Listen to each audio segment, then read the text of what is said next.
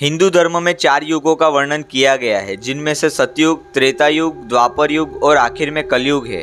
और आज भी सतयुग से लेकर द्वापर युग के कई ऐतिहासिक और पुराने अवशेष आज भी हमारे भारत देश की धरती पर मिलते रहते हैं। लेकिन दुनिया में ऐसे कई लोग हैं जो आज भी इस बात को मानने को तैयार नहीं है। जी हाँ दोस्तों, आज भी रामायण काल से जुड़े हुए पुराने अवशेष मौजूद है और ये अवशेष इस बात की गवाही देते हैं कि सही में त्रेता युग में प्रभु श्री राम, माता सीता और लक्ष्मण जी थे। और रामायण काल के उन सभी अवशेषों में से एक है राम सेतु। जी हाँ दोस्तों, ये वही राम सेतु है जिसे वानर राज सुग्रीव और उनकी पूरी वानर सेना ने साथ मिलकर लंका जाने के लिए बनाया था। रामायण में राम सेतु का नाम तो आप सभी ने जरूर सुना होगा, लेकिन दोस्तों राम सेतु के बारे में आप क्या जानते हैं और कितना जानते हैं? दोस्तों आज की इस वीडियो में हम त्रेता युग में हुए रामायण का एक मुख्य अवशेष राम सेतु के बारे में जानने वाले हैं कि आखिर राम सेतु का निर्माण क्यों किया गया था और किस हेतु करवाया गया था। तो दोस्तों वीडियो काफी इंटरेस्टिंग होने वाला है। वीडियो शुरू करने से पहले चैनल पर नए हो तो चैनल को सब्सक्राइब जरूर कर लेना और नीचे जो बेल आइकन है उसे भी प्रेस कर देना, ताकि जब भी हमारा नया वीडियो अपलोड हो तो सबसे पहले आप सभी तक पहुंच पाए। रामायण कथा के अनुसार माता कैकेयी ने प्रभु श्री राम को 14 वर्षों के लिए वनवास भेजा था और तब प्रभु श्री राम के साथ माता सीता जी और भाई लक्ष्मण भी वनवास के लिए निकले थे। और इन 14 वर्षों के वनवास के दौरान प्रभु श्री राम, माता सीता और लक्ष्मण जी ने कई वर्षों तक जंगल में अपना साधारण जीवन व्यतीत किया था। जैसे कि हम सब जानते हैं कि रावण ने अपनी बहन शूर्पणखा का बदला लेने के लिए माता सीता का अपहरण किया था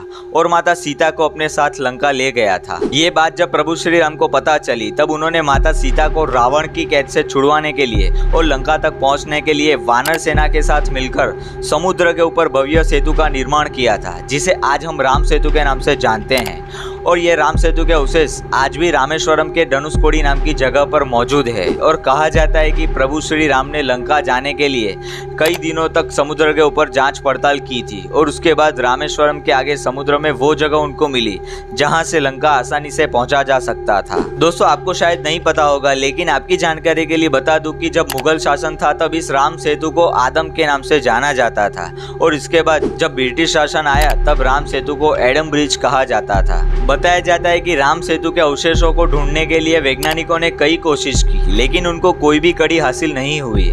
आखिर में जब 1993 में नासा ने राम सेतु पर फिर से रिसर्च की तब उनको राम सेतु की कुछ चौंकाने वाली तस्वीरें नजर आई और ये तस्वीर जब पूरी दुनिया के सामने वायरल हुई तब सभी लोगों के होश उड़ गए। माता सीता की खोज में प्रभु श्री राम ने लंका जाने के लिए समुद्र के ऊपर जिस पुल का निर्माण करवाया था उस पुल का नाम पहले नल सेतु रखा गया था और इसका उल्लेख वाल्मीकि रामायण में भी मिलता है। दरअसल इसके पीछे का कारण ये था कि इस पुल को नल और नील ने पूरी वानर सेना के साथ मिलकर 5 दिनों के अंदर तैयार किया था। अब दोस्तों मुद्दे की बात तो ये है कि समुद्र के ऊपर तैरने वाले ये पत्थर आखिरकार डूबते क्यों नहीं थे और क्या सच में समुद्र के ऊपर तैरने वाले ऐसे कोई पत्थर त्रेता युग में मौजूद थे? जी हाँ दोस्तों, ये बात सच साबित हो गई है कि त्रेता युग में ये पत्थर मौजूद थे और इसी पत्थरों के उपयोग से समुद्र के ऊपर धनुषकोडी से लंका तक जाने का रास्ता बनाया गया था। समुद्र के ऊपर तैरने वाले इन पत्थरों की गुत्थी आज तक कोई सुलझा नहीं पाया था, लेकिन कुछ वर्षों पहले ही वैज्ञानिकों ने राम सेतु के पत्थरों के ऊपर रिसर्च की थी।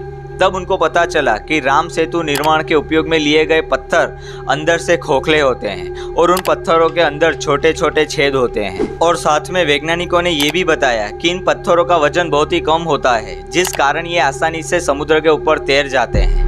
जैसा कि आप सभी लोगों को जानकर हैरानी होगी कि ये राम सेतु पुल लगभग 50 किलोमीटर जितना लंबा था। अब दोस्तों ये हो गई साइंटिफिक बात, लेकिन रामायण में इस बात का उल्लेख किया गया है कि जब राम सेतु का निर्माण हो रहा था तब सभी वानरों ने इन पत्थरों के ऊपर एक एक करके राम नाम का अक्षर लिखा था और फिर समुद्र के ऊपर डाला था। कहा जाता है कि राम नाम के अक्षरों से ये पत्थर पानी के ऊपर तैरने लगे थे। दोस्तों कई लोग इसे तथ्य मानते हैं और कई लोग भगवान प्रभु श्री राम का चमत्कार, लेकिन दोस्तों हमारी सनातन संस्कृति हमें यही सिखाती है कि साइंस से भी ऊपर कोई है, वो है अपना सनातन धर्म। जैसे कि हम सब जानते हैं कि त्रेता युग में हुए राम सेतु के अवशेष आज भी समुद्र के बीचों बीच मौजूद है और भारतीय सैटेलाइट और नासा के उपग्रह ने राम सेतु के अवशेषों की फोटो भी ली है। वैज्ञानिकों के द्वारा जब राम सेतु के अवशेषों की मौजूदगी की तस्वीर जब सोशल मीडिया पर वायरल हुई तब ये साबित हो गया कि सच में त्रेता युग में ऐसा कोई राम सेतु पुल का निर्माण किया गया था। यहाँ के स्थानिक लोगों का कहना है कि कई वर्षों तक ये पुल अपनी अहमियत धीरे धीरे खोता जा रहा था।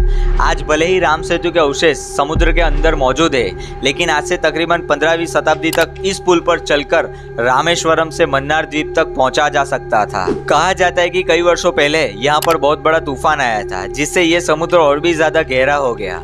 साल 1480 में हुए चक्रवात के कारण ये पुल टूट गया और समुद्र का जलस्तर बढ़ने के कारण इसका आधा हिस्सा समुद्र के अंदर डूब गया था। इतिहासकारों का कहना है कि जब प्रभु श्री राम और उनकी वानर सेना ने राम सेतु का निर्माण पूरा कर दिया था, जिसके बाद श्री राम सहित पूरी वानर सेना सीता माता को लेने के लिए लंका पहुंच गई थी और लंका जाकर प्रभु श्री राम ने रावण के साथ युद्ध किया था और माता सीता को अशोक वाटिका से छुड़वाया था। रामायण कथा के अनुसार इस युद्ध में प्रभु श्री राम ने रावण को हरा दिया था और रावण की मृत्यु के बाद प्रभु श्री राम ने रावण के छोटे भाई विभीषण को लंका का अधिपति बनाया था। लेकिन लंका का राजा बनने के बाद भी विभीषण को ये चिंता सता रही थी कि इस राम सेतु के ऊपर से कोई भी मनुष्य लंका आकर मुझे और मेरे राज्य के लोगों को परेशान करेगा, तो इस विपरीत परिस्थिति में हम क्या करेंगे। तब प्रभु श्री राम ने विभीषण की समस्या का हल निकाला और अपने बाणों से इस भव्य राम सेतु को तोड़ दिया था। तो दोस्तों, आज के वीडियो में हमने देखा कि त्रेता युग में हुए राम सेतु निर्माण के अवशेष आज भी समुद्र के बीचों बीच मौजूद है। दोस्तों, क्या आपको राम सेतु के इस रहस्य के बारे में पता था? कमेंट बॉक्स में जरूर बताना, और अगर जानकारी अच्छी लगी हो तो इस वीडियो को अपने 5 सनातनी दोस्तों में शेयर जरूर कर देना। तो आज के लिए बस इतना ही। उम्मीद करता हूँ कि इस वीडियो के माध्यम से आपको कुछ नया जानने को मिला होगा। तो मिलते हैं एक नए वीडियो के साथ, तब तक के लिए जय श्री राम।